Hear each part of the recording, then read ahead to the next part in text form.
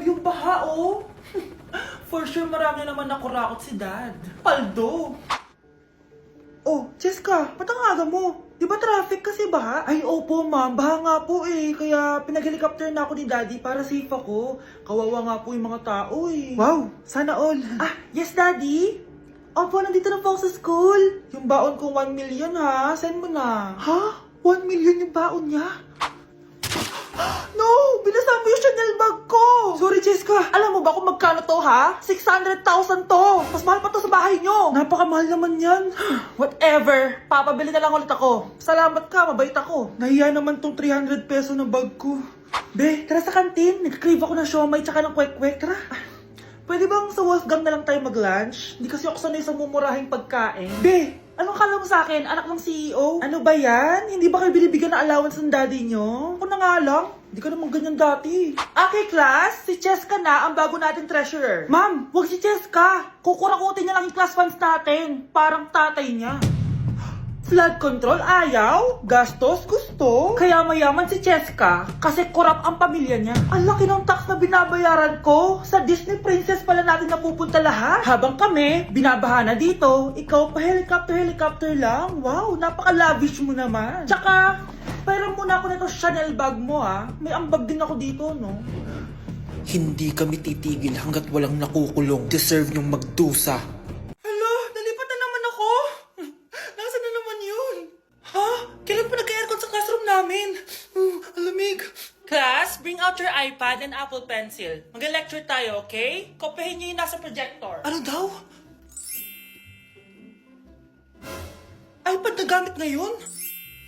Grabe, ang yayaman naman ng mga tao dito. Ah, ma'am, pwede mo ba ako magsulat sa notebook? Ha? Wala kang iPad? Class, di ba nasa school requirement natin na dapat may iPad kayo, okay? So, babalik ka na sa nanay mo. Di na uso yung notebook dito. Wala naman kami pambili nun eh. Oh, class, i-share nyo naman kung saan kayo pumupunta tuwing weekends. Ah, ma'am, nasa Japan po kami tuwing weekends kasi malamig dun tapos may snow pa. Ma'am, sa Paris po kami. Nandun po kasi yung Eiffel Tower tapos sila mami po kasi mahilig mag-shopping dun eh. Lu, ang bongga naman ng mga to. Oh, ikaw Scarlett. Sa kwarto ko lang po, ma'am. Kailangan po ba umalis? Hindi naman. Siguro mas gusto ni Scarlett yung nagpapahinga siya sa magandang kwarto niya. Class, magkukulak ako ng class funds ha. 1,000 each student lang. Ha? 1,000 yung class funds dito? Ma'am, card po yung mode of payment ko. Sure, patap na lang. Ayan. Ma'am, ako din po card. Ayan, okay na. Wala na akong pera. Ma'am, pwede ba ako bumalik sa dati kong school? Ang yayaman kasi ng mga tao dito eh. Ay, ganun ba? O sige, i-drop na lang kita ha. O ito po ma'am, card na lang. National ID. First time ko pumunta sa mga gantong event, guys. Kaya tara, samahan niyo ako. Good morning, guys. May pupuntahan na naman tayong event, no? Medyo kinakabahan ako, guys, kasi first time ko mag-attend sa event na ako lang mag-isa. Ano pa ba ang una natin gagawin? Eh, di lumamon agad. Gutom na gutom ako dyan, guys, kasi di pa ako nagbe-breakfast. At eto na, pinalakad na ako sa red carpet. Kala mo talaga eh. Grabe, ang daming tao dito. Kasama ko nga pala si Ate Lenny. Ang sasarap din ng mga pagkain dito. At ang dami ding artista. Kaya pala ako nandito kasi 37 Star Awards for Television. Syempre, by PMPC. Alam nyo ba, guys? Ang daming mga artista dito. At sure akong kilala nyo sila. Nag-perform din ng Kairen, sobrang galing nila. Tapos ayan, nagbibigay na sila ng mga awards. At ang nanalong Bingo Plus Male and Female TV Star of the Year is si Miss Rian Ramos at si Mr. Sam Versosa. Kaya naman, congrats po sa lahat ng nanalo ng PMPC Star Awards. Hello guys, hindi ko expect na mananalo din ako. Joke lang po. Sobrang dami ko natutunan for today's event. Kaya naman, pupunta na ako ng Vietnam. Bye guys!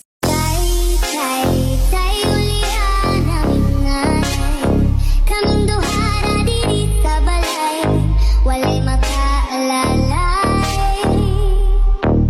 Ew! Tingnan mo nga itsura mo. Hindi ka bagay sa school na to. Wala akong oras makipag-away sa Cheska. Talaga? Eh di bibigyan kita ng oras. Hoy, babae ka! Subukan mo saktan ng basic ko. Makakatikim ka sa akin. Look who's here. Ang BFF niyang squatter. Anong sabi mo? Aray! Huwag mo akong angasan, be. Baka gusto mo mabura yung mukha mo. Hoy, Patricia, tama na yan. Awayin mo pa tong basic ko, hindi lang yung matitikman mo sa akin. Walang iya kayo, ipapag-guidance ko kayo. Lagot kayo sa tatay ko. Go lang, be. Papuntahin mo dito yung tatay mong korap. Pag-meet and greet kami. Hindi pa ako tapos sa inyo. Banatera ka talaga, Bes. Alam mo yan, Bes. Mukhang mainit na naman yung dugo niya. Palagi naman. Okay, class. Bring out one sheet of yellow paper. Mag-essay kayo. Patay, yellow pad. Be, Scarlett, pengin naman ako niyan. Ayoko. Last week ka pa, ha? Ikaw na nakaubos ng yellow pad ko. Ha? Bumili ka kaya? Sorry. Class, pass your research paper. Last week pa yan. Ma'am, eto na po yung akin. Oh, Scarlett. Nasa yung mga grupo mo? Tinanggal ko na po. Ha? Ba't mo kami tinanggal? Yung mga pinapasa mo, walang kwenta. Binigyan na kita ng chance, di ba? At ikaw naman, Samantha, hindi ka naman nag-send ng GC, di ba? Oh, kayong dalawa. Gumawa kayo ng sarili nyo research, ha? Bes, paano na tayo niyan? Pinapainit niya talaga dugo ko Bakit kaya palagi mainit yung dugo ni Scarlett? Baka mabigat lang yung pinagdadaanan niya, be. Miss, sorry. Okay ka lang? Ano ba yan? Kasi tumitingin sa dinadaanan eh. Bes, tignan mo. Bulag ka ba, ha? Kita mong dumadaan ako dito tapos babanggain mo ako? Wow! Maldita ka! Kala mo di kita papatulan? Oh, bakit? Porket cute ka? Porket type kita? Ayun, love life lang pala kailangan niya. Nakakakilig sila, Bes. Type niya daw ako. Nakakainis, ba't ko ba nasabi yun? Hindi mo talaga ako love. Hindi, ma-joke lang. Hindi mo talaga ako love. Patingin. Love mo ko, love mo ko. Yeah. Bakit di mo ko love? Gusto ko lang maging malinaw sa inyo na dito sa klase ko, ako ang nasusunod. Naintindihan? Ma'am, ito po yung assignment ko. Anong klaseng assignment to? Parang ginawa lang ng bata. Mababa lang grades mo dito, Pinaghirapan ko yung assignment na yan. Sino ang pambansang bayani natin? Ma'am, Scarlett. Ang pambansang bayani natin ay si... Oops! Napakabagal mo sumagot. Ang pambansang bayani natin. Straight to the point ang kailangan ko sagot. Ayusin yung sumagot, ha? Hindi na kayo elementary. Opo, ma'am. Pinayagan ba kita kumain sa loob ng klase ko? Ma'am. Akin na yan. Kung ayaw niyong binabastos kayo, wag niyo akong bastusin. Oo, be. Kayo tayo sa labas mamaya, ha? Hala, galit na si ma'am. Umalis lang ako saglit, ganyan na kayo. First meeting pa lang natin, pinapakita nyo ng mga ugali nyo. Buti pa yung kabilang section, tahimik lang. Kayo na ata ang worst section na napuntahan ko. Kung kami ang worst section, ikaw ang worst teacher. Sorry po, ma'am. At dahil dyan, bibigyan ko kayo ng maraming assignment. Ma'am? Oh, Scarlett, kamusta ka? Sana ikaw na lang ulit teacher namin. Ang sungit ng bago naming teacher eh. Hayaan mo. Next quarter, ako na ulit ang magiging teacher nyo. Talaga, ma'am? Thank you, Lord! Eating only Japanese food for a day? Let's go, guys! Bunch, gising na! Ano ba yan? Nagbuko pa Japan, bilisan mo, tumayo ka na dyan, mag-empake ka na! Totoo ba? Oo! Excited na ako, Bunch. Mag-iimpake na ako. Pwede na to. Tara na, Bunch! Bunch, Hala, naniwala talaga siya, Diyos ko po. Bunch, tara na, bilisan mo na! Wait lang, Bunch! Ano ba? Prank lang yun, chawot! Nakakainis naman to. Pero may challenge ako sa'yo. Ano na naman yan? Eating only Japan foods for a day. At kapag nasucceed mo yon, pupunta tayo ng Japan. Tabi mo yan, ha? Tara! Good morning, guys. So, it's currently 10:08 a.m. and magbe-breakfast na tayo. So, hanap tayo ng Japanese food. Guys, meron silang onigiri. May nakita akong Japanese drink ko, so try natin. Itadakimasu! Kainin na natin. Sana kalasa niya yung sa Japan. Wait, paano to?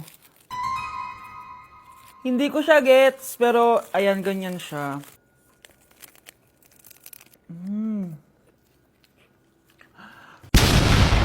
Pasabog! Kainin naman natin to kasi ako nagpabili nito. Itong bulgagi. Sarap. Tignan nyo guys yung loob nyo, oh. Tatabagay ko sa Japanese food. Tuturuan ko kayo kung paano magbuo ng onigiri. First step is... Ito pa? Okay, last, etong salmon mayo. Tingnan natin. Mas ba't yung beef? Subtle lang yung lasa niya. Hindi siya sobrang malasa gaya na ito. So, inom na tayo, guys. Try natin to Milku. Milku, deodorant. Miku, guys. Lasa siya Yakult.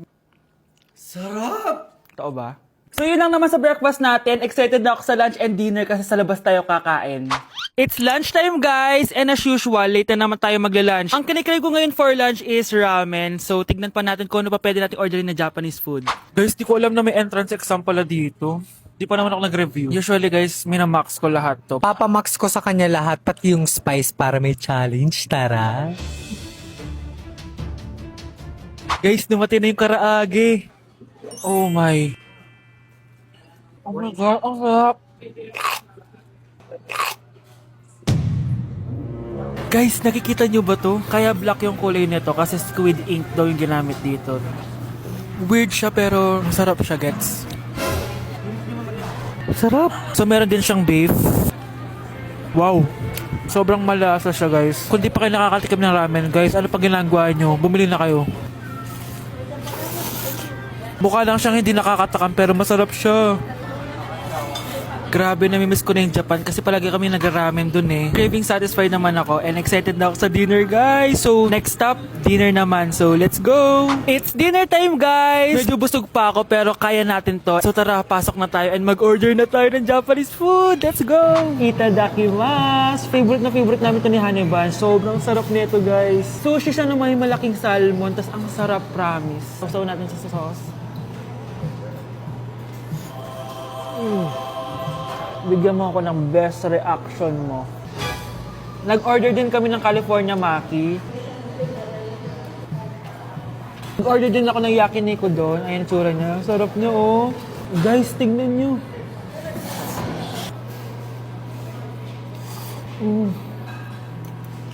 Okay, next natin. Meron tayong tempura. Ang init. Nawalan ako ng gana. Hindi ko alam kung mahal siya, pero 400 plus to. Itong dalawang stick lang na to. And authentic Wagyu daw to. Kuwang-kuwin yun sa Japan.